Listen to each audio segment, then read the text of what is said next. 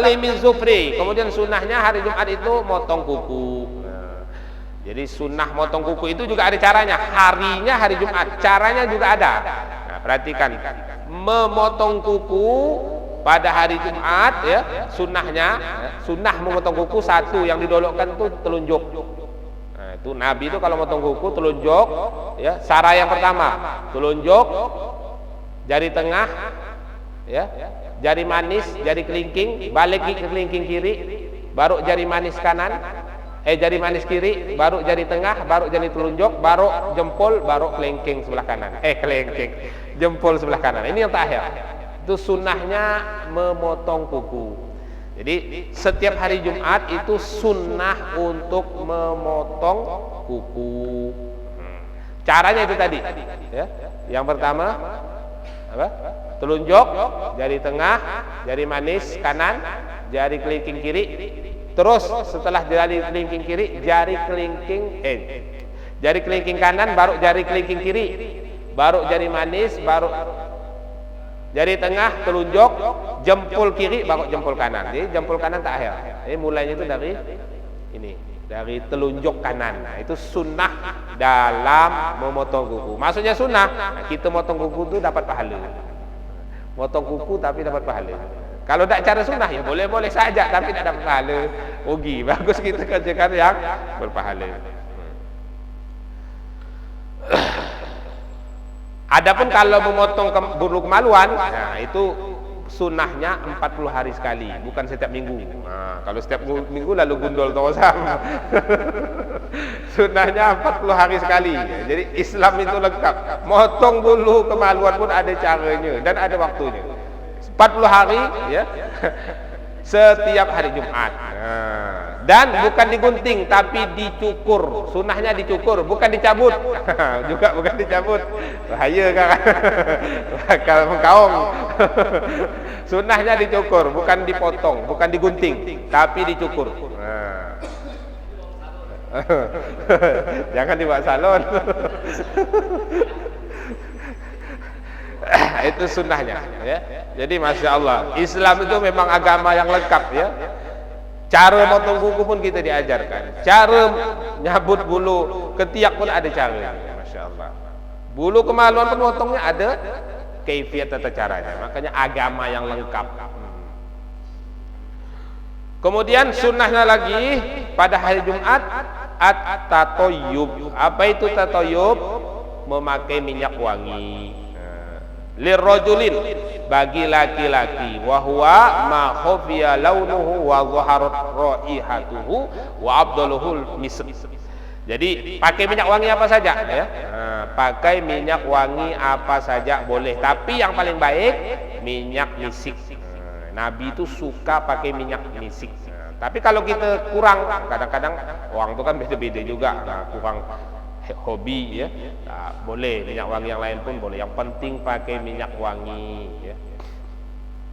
Pergi Jumatan pakai minyak wangi, sunnah.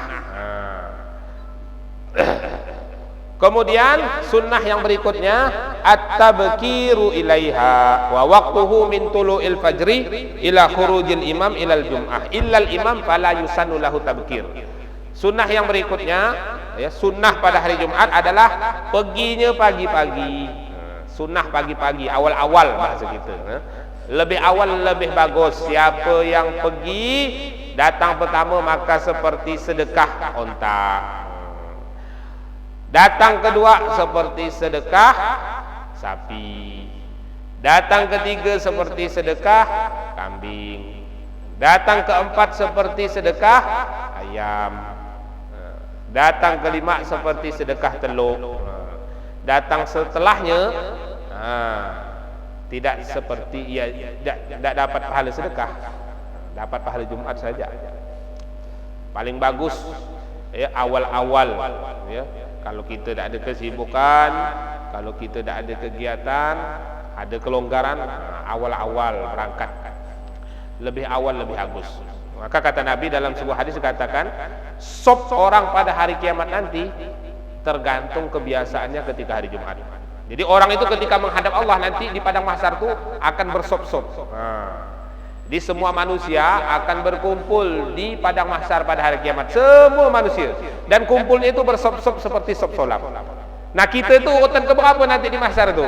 Urutan terakhir, kedua, ketiga, tergantung ketika kita hari Jumat, sop solat Jumat kita ketika di dunia.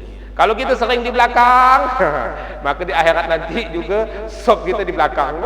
Nah udah manusia ramai kita di belakang ni.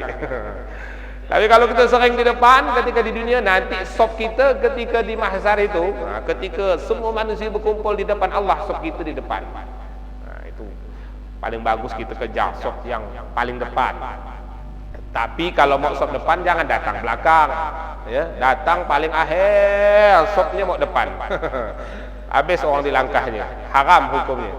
Jadi kata Nabi, melangkah pundak orang ya ketika untuk untuk mendapatkan sop yang awal itu haram hukumnya. Tidak boleh. Kalau kita mau sop awal, datang awal. Jangan datang akhir sop mau awal, ya, malah dapat dosa, bukan dapat pahala.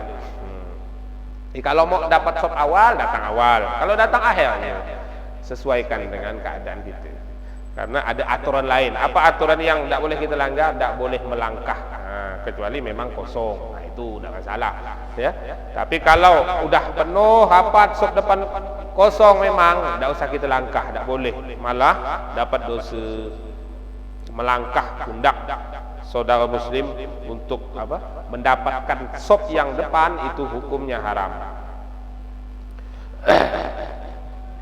Itu sunnah yang berikut adalah at-tabkir ilaiha, datang awal-awal, datang pagi-pagi.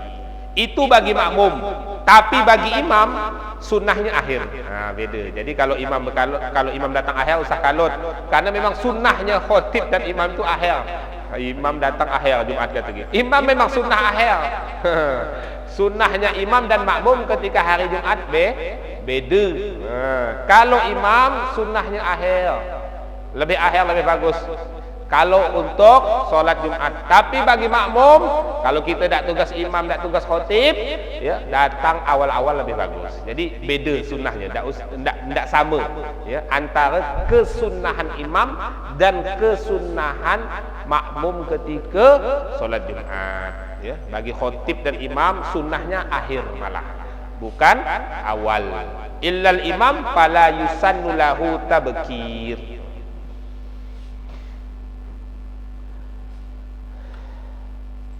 Kemudian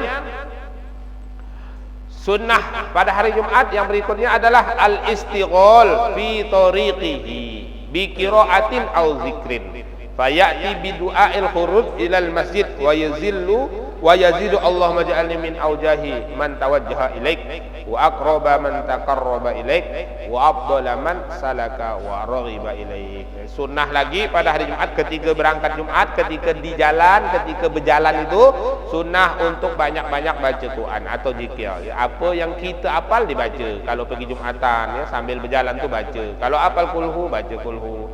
Kalau hafalnya Qul a'udzu birabbin nas, baca Qul a'udzu birabbin nas, ya. Kalau hafalnya al-falaq, baca al-falaq. Ketika mau pergi Jumatan itu. Atau ditambahkan doa Allahumma ja'alni min aujahin man tawajjaha ilaik wa aqraba man taqarraba ilaik wa afdala man salaka wa raghiba ilaik. Itu doa ketika berjalan menuju pergi Jumatan. Kemudian sunnah berikutnya lagi qiraatu suratil kahfi yaumaha wa lailataha. Sunnah pada hari Jumat adalah membaca surat Al-Kahfi.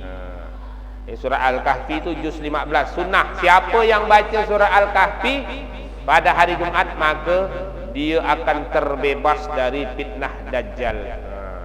Jadi salah satu fitnah terbesar umat Nabi Muhammad SAW itu adalah fitnah Dajjal. Dajjal itu akan tuhur, salah satu tanda hari kiamat itu adalah turunnya Dajjal. Itu Dajjal itu akan turun, ya, ketika mendekati hari kiamat.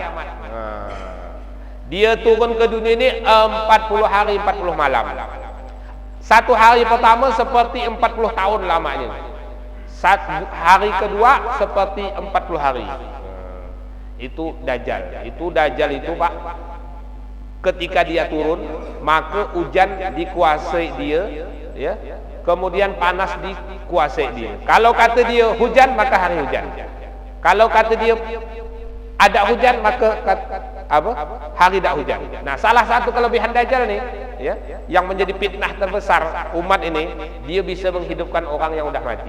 Jadi dia akan datang, orang itu setiap manusia akan didatangi Dajjal. Ya, ceritakan dalam hadis ini bukan dongeng, Pak. Ini Nabi yang cerita. Kata Nabi, orang kok hidup di zaman Dajjal, maka Dajjal akan datang setiap tempat dan dia akan berkata, kalau kau dah iman kepadaku, ya, maka kau akan kubelah. Jadi setiap orang yang didatangi Dajjal itu akan dibelah sama dia. Kalau tak mau beriman, maka dibelah sama dia, kemudian dihidupkan lagi. Kau tak mau tak beriman denganku? Kau dah tengok ni, udah aku matikan, kau kuhidupkan lagi. Mau tak kau beriman denganku? Kau tak mau beriman denganku, maka kau akan kubelah, kata dia. Kalau kata dia mati, kalau kata dia hidup. Nah, itu Dajjal, dia akan datang setiap orang, udah dia dibelahnya, hidupkannya, kemudian emak bapak kita tuh yang mati itu dihidupkannya, kemudian dia panggil.